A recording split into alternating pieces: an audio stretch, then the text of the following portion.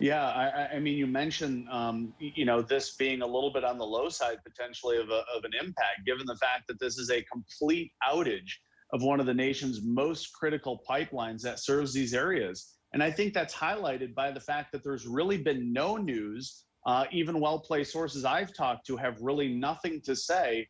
And so the market really has no idea if this could be online tomorrow, if it's going to be 3 days.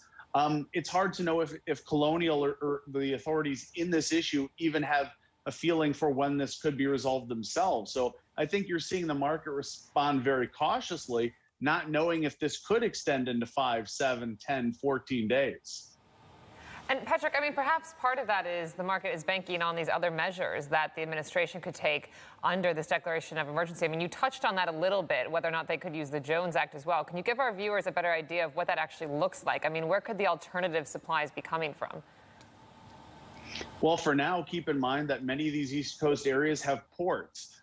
Florida is going to be affected to a less degree simply because waterborne ports are all over the state of Florida. Jacksonville, Port Canaveral, Tampa, Miami all have major ports. Savannah, Georgia has a port.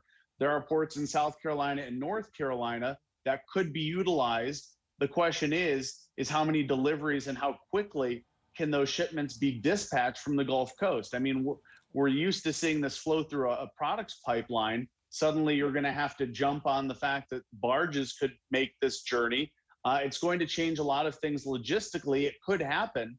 And I'm sure some of those conversations are happening at the federal level in the Department of Energy is how do you get liquid products to these markets? And I think barges may be a good alternative.